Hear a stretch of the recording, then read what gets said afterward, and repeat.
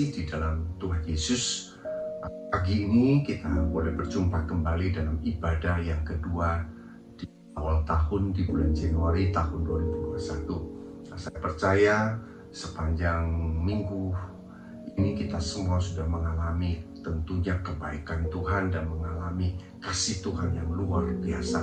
Nah, pagi ini sebelum kita mendengarkan satu kebenaran akan firman Tuhan, saya rindu untuk mendoakan setiap saudara yang pagi ini menyaksikan video live streaming. Tuhan memberikan kebenaran akan firman Tuhan buat setiap kita sehingga itu semua bisa jadi rema dan berkat dalam hidup kita. Nah, sebelum kita masuk dalam satu firman Tuhan, saya rindu berdoa untuk saudara. Mari saya mengajak setiap saudara untuk boleh mengangkat dua tangan dan saya akan berdoa untuk saudara. Bapa yang di surga, Tuhan Yesus, Engkau melihat setiap tangan-tangan yang terangkat dimanapun mereka berada saat ini. Hamba-Mu berdoa kiranya Tuhan mengurapi setiap kami penuh dengan roh Tuhan, sehingga kami boleh menerima kebenaran firman Tuhan dengan sungguh luar biasa. Kau bajak hati pikiran kami, boleh menjadi tanah yang subur yang siap Kau taburkan benih firman-Mu. Dan hamba-Mu berdoa setiap benih firman ditaburkan boleh menjadi rema dan berkat dalam hidup kami. Terima kasih Bapa, dan ajar kami selalu melakukan firman Tuhan. Dalam nama Tuhan Yesus Kristus, kita semua pagi ini yang siap menerima kebenaran firman Tuhan. Katakan amin. Haleluya.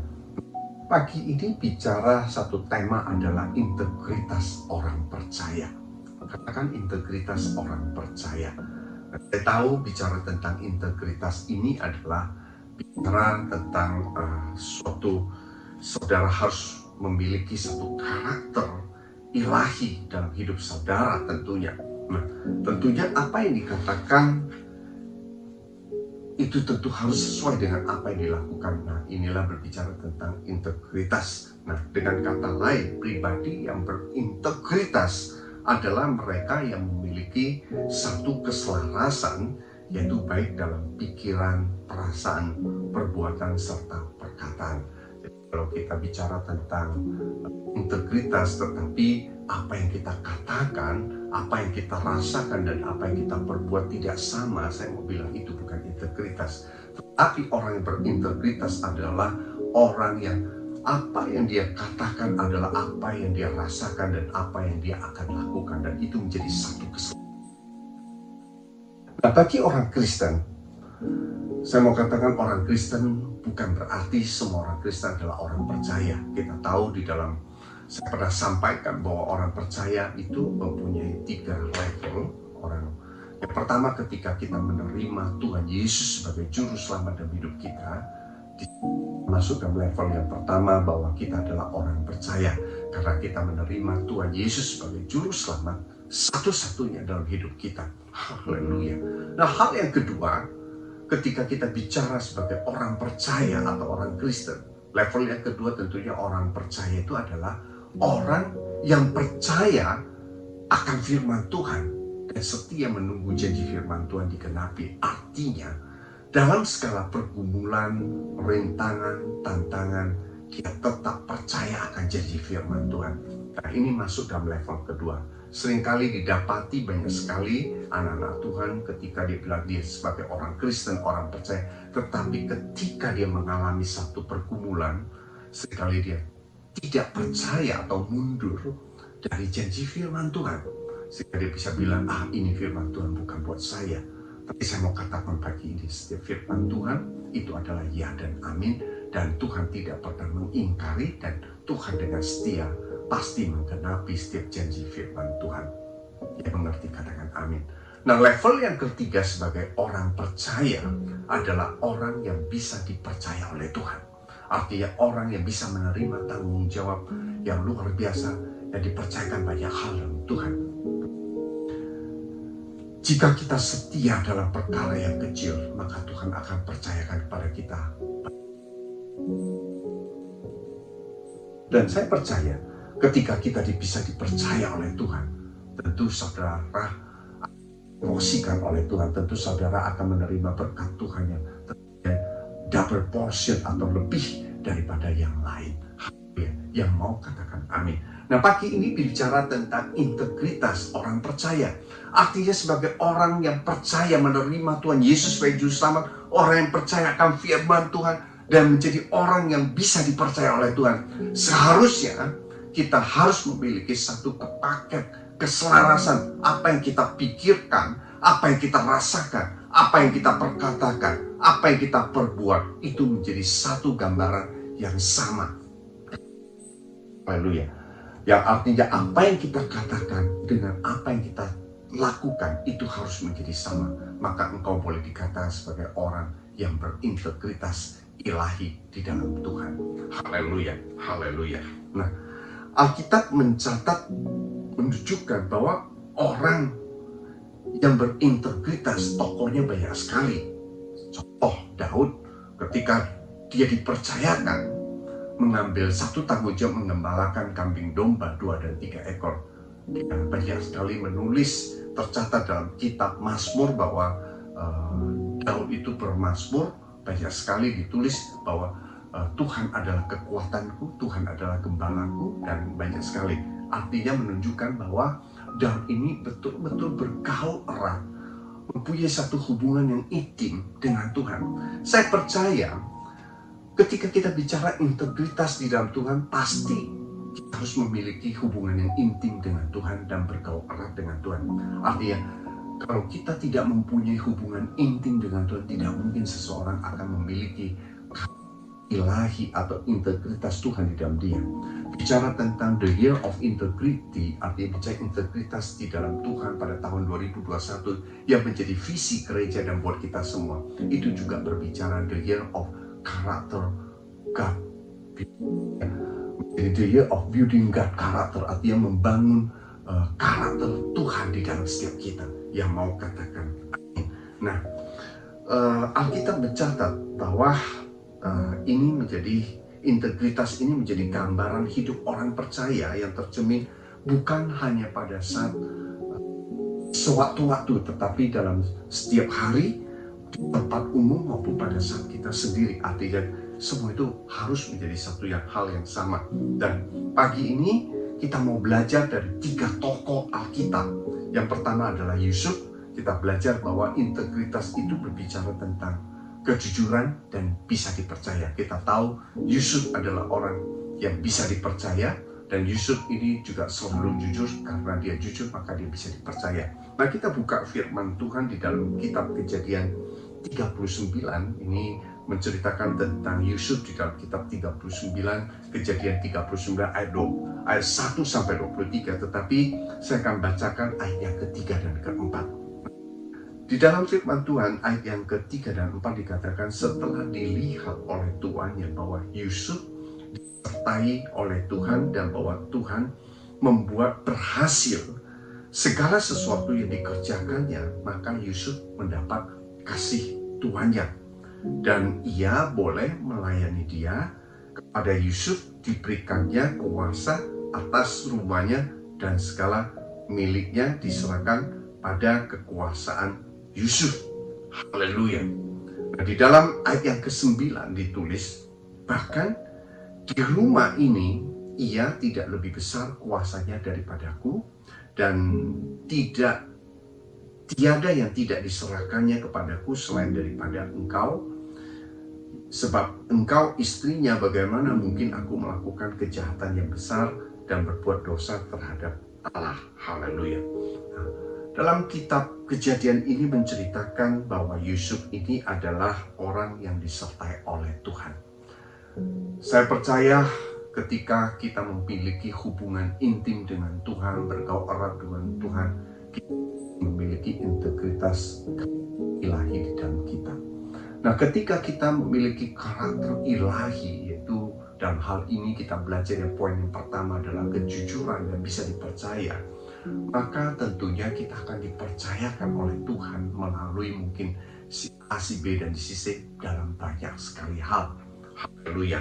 Dan pada akhirnya tentu ini harus dikembalikan, dipertanggungjawabkan kembali. Dalam hal ini, di dalam Alkitab mencatat bahwa dilihat tuannya bahwa Yusuf ini disertai oleh Tuhan dan tentunya dia jujur, maka dipercayakan banyak hal. Di Alkitab mencatat segala urusan rumah, bahkan kuasa kekayaannya itu diserahkan kepada Yusuf untuk mengatur semuanya itu. Dan terbukti di dalam firman-Nya bahwa di dalam ayat 9 dikatakan di rumah ini ia tidak lebih besar kuasanya daripadaku. Artinya kuasa yang diberikan tuannya tidak lebih besar daripada yang ada pada Yusuf, kecuali istrinya tentunya ketika kalau dalam hal ini istrinya sering menggoda Yusuf karena dilihat perawakan Yusuf itu adalah orang yang menarik, dan seringkali itu dalam birahi dia mengajak Yusuf untuk bersetubuh, tetapi Yusuf tahu tentang kebenaran bahwa tentunya apa yang dipercayakan oleh tuannya, apa yang dipercayakan oleh Tuhan dia harus jaga benar. Tetapi di luar daripada itu ada istri yang selalu mengganggu dia, walaupun dalam tekanan ketika dia menolak, dia mungkin mempunyai resiko untuk dikhianati atau resiko untuk masuk penjara. Namun sebagai orang yang berintegritas, yang memiliki kejujuran, dia melakukan apa yang benar dan berkenan kepada Tuhan. Pagi ini kita belajar. Poin yang pertama bicara tentang kejujuran dan bisa dipercaya. Seberapa daripada kita pagi ini orang yang bisa dipercaya oleh Tuhan? Yang mau katakan. Nah, saya percaya ketika kita bisa dipercaya oleh Tuhan, pasti tentunya ketika kita bisa dipercaya oleh Tuhan, kita memiliki integritas kejujuran, berkat yang Tuhan berikan kepada orang-orang yang bisa dipercaya. Ketika engkau setia dalam perkara yang kecil, maka dipercayakan perkara-perkara yang lebih besar. Pagi ini kita harus mengambil satu keputusan bahwa banyak sekali tawaran yang menggiurkan dalam dunia ini, yang seringkali yang mungkin harta mungkin, dan banyak sekali hal-hal lain yang membuat kita mungkin bisa tergiur mungkin. Tapi ketika engkau memiliki kejujuran, saya percaya engkau akan menolak itu karena engkau akan melihat bahwa hal itu bukan yang utama. Seperti yang lalu saya sampaikan, pada tahun ini kita harus merubah setiap fokus anak-anak Tuhan yang masih salah. Fokus kita bukan pada hal-hal duniawi, tapi adalah pikirkan perkara-perkara yang di atas. Dan pada Tuhan, apakah kita sudah melakukan apa yang menjadi kehendak Allah? Saya percaya integritas kejujuran ini harus kita jaga, bukan hal-hal yang lain. Ketika kita memprioritaskan hal yang dunia, maka banyak sekali di dunia ini terjadi korupsi, kolusi, dan lain sebagainya. Dalam praktek sehari-hari penerapan, baik kita sebagai seorang bisnismen, hanya melakukan bisnis dengan jujur. Jadi apa yang tertulis dalam kontrak yang kita harus sesuai, kita tidak boleh memanipulasi satu dalam hal ini. Kemudian apabila saudara sebagai seorang karyawan, saudara juga harus jujur, baik dalam keuangan, baik dalam setiap tanggung jawab yang diberikan, baik dalam waktu. Mungkin saudara kerja, ada waktunya, tetapi saudara betul-betul dalam waktu itu saudara bekerja dengan efektif, dengan penuh tanggung jawab, yang artinya saudara bekerja bukan seperti untuk manusia, tetapi seperti kepada Tuhan. Saya percaya inilah karakter yang pertama yang harus ada pada setiap orang-orang percaya yang berintegritas tentunya. Haleluya, mengerti yang mau katakan amin. Haleluya. Nah, hal yang kedua, kita belajar daripada tokoh Daniel. Katakan Daniel. Daniel mempunyai satu integritas, yaitu komitmen dan kesetiaan di dalam Tuhan yang sungguh luar biasa. Di dalam Daniel 6 ayat 10 dan 12 saya bacakan, demikianlah firman Tuhan. Sebab itu Raja Darius membuat surat perintah dengan larangan itu demi didengar Daniel, supaya bahwa surat itu telah dibuat, pergilah ia ke rumahnya. Di dalam kamar atasnya ada tingkap-tingkap terbuka ke arah Yerusalem. 3 kali sehari ia berlutut, berdoa serta memuji Allah seperti yang biasa dilakukannya. Lalu orang-orang itu bergegas masuk mendapati Daniel sedang berdoa dan kepada Allah. Haleluya, haleluya. Nah, di dalam ayat Daniel 6 ayat 4 dan 7 saya bacakan. Posisi Daniel sebagai pejabat tinggi di kerajaan Media Persia membuat banyak pejabat lain iri dan tidak senang.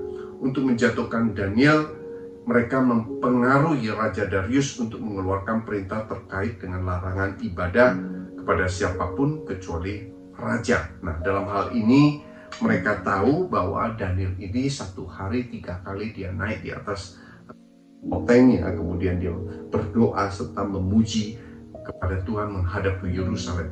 Ini menunjukkan bahwa Daniel adalah orang yang memiliki hubungan yang intim, orang yang memiliki hubungan yang erat dengan Tuhan. Haleluya. Saya percaya tadi disampaikan bahwa orang yang memiliki pergaulan erat dengan Tuhan pasti memiliki integritas dan Tuhan yang luar biasa.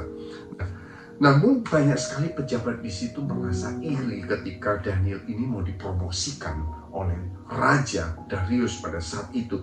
Maka mereka mensiasati dengan membuat satu peraturan bahwa tidak ada boleh seorang pun yang menyembah kepada raja atau patung yang dibuat raja selain dia tidak boleh menyembah Tuhan yang lain. Artinya seperti itu kira-kira. Namun ketika engkau melanggar itu tentu ada satu sanksi yang hukuman yang sangat berat.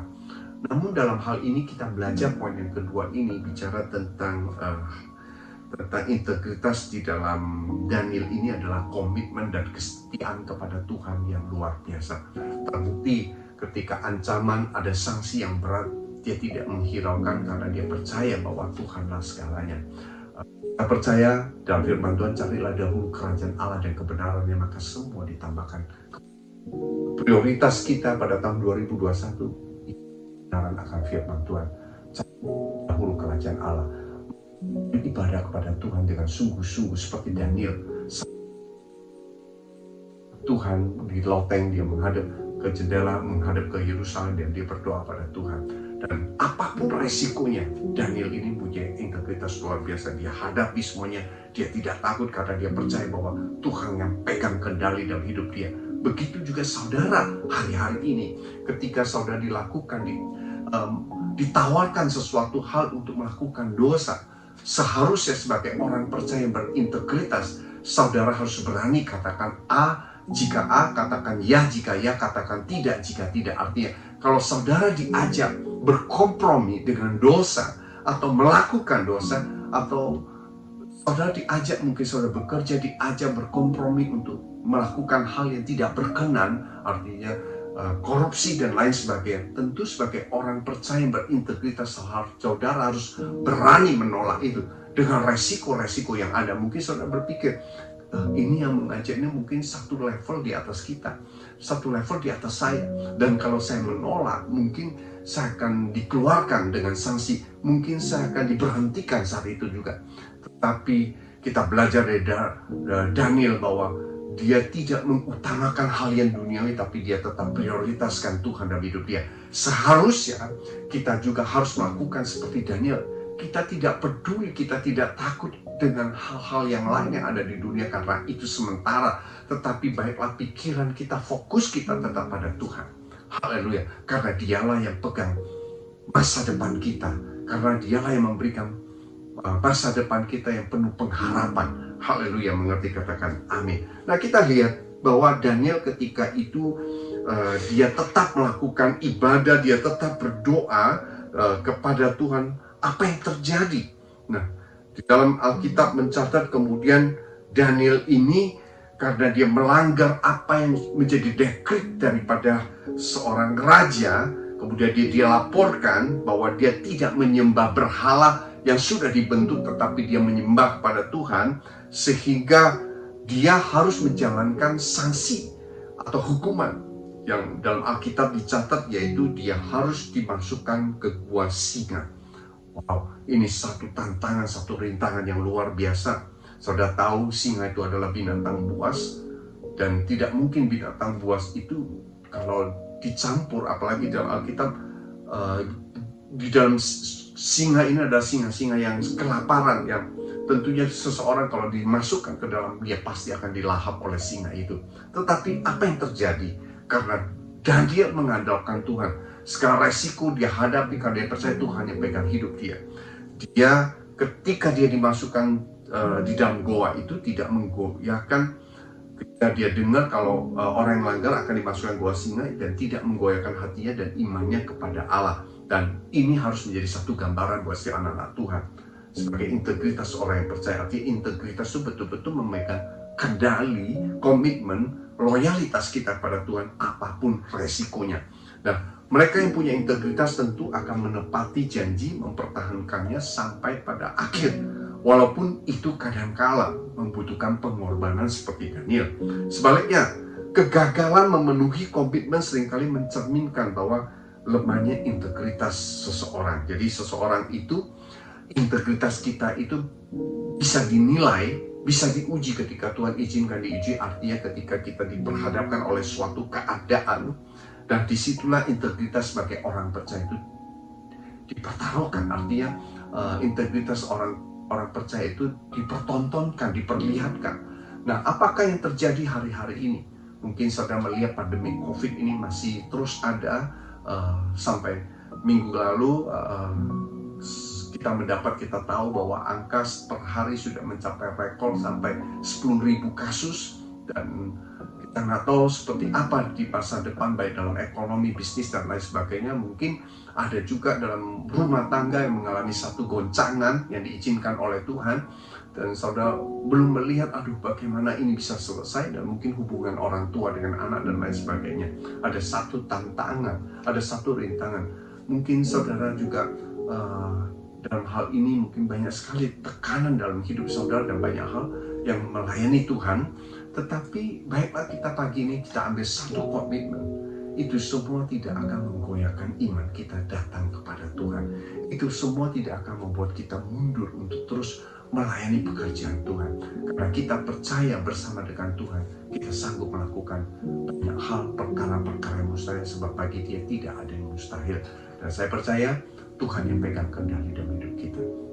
Baiklah kita hal yang kedua ini, kita terus maju, kita terus berkomitmen, kita terus mengandalkan Tuhan, walaupun apapun resikonya. Saya percaya 2021 ini tahun promosi, ini tahun multiplikasi buat setiap anak-anak Tuhan yang betul-betul integritas di dalam Tuhan. Artinya kita sendiri yang hidup, tapi Tuhan yang hidup di dalam hidup kita, sehingga hidup kita mencerminkan gambaran bahwa Tuhan hidup di dalam kita.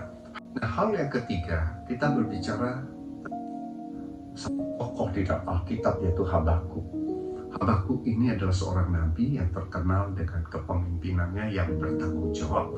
Nah, integritas yang ketiga ini berbicara tentang integritas menerima tanggung jawab. Nah, saya akan bacakan dalam satu firman Tuhan di dalam Habakuk yang ketiga ayat 17 sampai ke 19.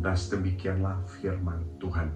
Sekalipun pohon ara tidak berbunga, pohon anggur tidak berbuah, hasil pohon zaitun mengecewakan, sekalipun ladang-ladang tidak menghasilkan bahan makanan, kambing domba terhalau dari kurungan, dan tidak ada lembu sapi dalam kandang, namun aku bersorak-sorai dalam Tuhan, beria-ria di dalam Allah yang menyelamatkan aku. Allah Tuhanku itulah kekuatanku yang membuat kakiku seperti kaki rusa, yang membiarkan aku menjejak di bukit-bukit. Haleluya, katakan amin. Dalam firman Tuhan ini dikatakan sekalipun pohon ara tidak berbunga, pohon anggur tidak berbuah, dan pohon hasil zaitun mengecewakan. Satu gambaran yang digambarkan bahwa keadaan di sekeliling itu tidak mendukung, bahwa mungkin saudara hari-hari ini mengalami banyak tekanan, penindasan, kekerasan, dan mungkin situasi keadaan yang tidak memungkinkan saudara untuk maju. Tetapi kita belajar dari Habakuk apa yang dia lakukan. Dia katakan dalam firman Tuhan, namun aku akan bersorak-sorai dalam Tuhan. Saya mengajak setiap saudara, apapun yang terjadi, kita tetap bersorak-sorai dalam Tuhan. Di dalam firman Tuhan katakan dia beria-ria di dalam Allah yang menyelamatkan aku. Dan dia katakan bahwa Allah Tuhanku itulah kekuatanku. Seharusnya ini menjadi gambaran integritas orang-orang percaya, itu anak-anak Tuhan. Integritas orang Kristen di dalam Tuhan. Yang betul-betul apapun yang terjadi itu tidak membuat kita menerima tanggung jawab itu. Kita mundur dari satu tanggung jawab yang diizinkan Tuhan, yang diberikan kepada saudara. yang mengerti, yang mau katakan amin. Kedewasaan rohani itu berbicara bukan seberapa engkau berapa lama datang ke gereja. Kedewasaan rohani bukan berbicara tentang seberapa engkau membaca firman Tuhan seberapa banyak. Bukan berbicara seberapa engkau mengerti akan firman Tuhan. Tapi seberapa banyak engkau melakukan firman Tuhan dan engkau menerima tanggung jawab akan firman Tuhan. Bicara tentang dewasa rohani adalah berbicara seberapa kita menerima tanggung jawab dari Tuhan. Saya percaya pagi ini saya berdoa, orang Kristen yang berintegritas adalah orang Kristen yang bertanggung jawab. Artinya yang berani mengambil tanggung jawab, satu tanggung jawab yang dipercayakan Tuhan dalam hidup dia. Walaupun banyak tantangan, banyak rintangan, keadaan tidak mendukung, mungkin penindasan dan lain sebagainya. Tetapi dia percaya bahwa Tuhanlah sumber kekuatan dia, Tuhanlah sumber pengharapan dia, Tuhanlah yang memberikan kemenangan buat orang-orang yang diurapi oleh Tuhan, yang bergaul erat dengan Tuhan, yang melakukan kehendak Tuhan. Dan kita belajar pagi ini di dalam Habakuk ini, saya percaya pribadi yang berintegritas ini adalah bersedia, orang yang bersedia mengambil satu tanggung jawab walaupun segala resiko itu mungkin ada, dan dia akan melakukan tanggung jawab itu sebagaimana mestinya walaupun dalam keadaan yang mungkin sulit, tapi dia melakukannya dengan sukacita dan dia mau katakan amin. Sebagai orang percaya yang berintegritas, saya percaya, saya doakan di tahun 2021 ini, biarlah setiap jemaat GBI River of Life itu adalah orang-orang yang berintegritas, yaitu orang-orang yang bisa dipercaya, orang-orang yang jujur, orang-orang yang bertanggung jawab, orang-orang yang mempunyai komitmen dan kesetiaan di dalam Tuhan. Saya berdoa bila orang-orang demikian selalu dan akan diangkat, dipromosikan oleh Tuhan di tahun 2021 ini juga. Dan saudara, saya berdoa saudara akan mengalami multiplikasi, pelipat ganda mujizat itu terjadi dalam hidup saudara. Dan saya berdoa dalam nama Tuhan Yesus Kristus, saya berdoa, mari kita angkat dua tangan. Bapa, hamba-Mu berdoa, Tuhan, Kau mengurapi setiap kami. Terima kasih buat kebenaran firman-Mu yang Kau berikan buat setiap kami. Bukan hanya jadi pendengar, tapi kiranya Tuhan memberkati mereka. Yang sakit Engkau sembuhkan di dalam nama Tuhan Yesus Kristus. Yang miskin Engkau perkaya di dalam nama Tuhan Yesus Kristus. Beban berat sudah Engkau angkat, Engkau gantikan dengan damai, sejahtera, sukacita yang berlimpah-limpah di dalam nama Tuhan Yesus Kristus. Terima kasih Bapa, Roh Kudus sempurnakan setiap firman itu. Dalam nama Tuhan Yesus Kristus, kita semua yang diberkati oleh Tuhan sama-sama katakan Haleluya. God bless you all. Happy Sunday.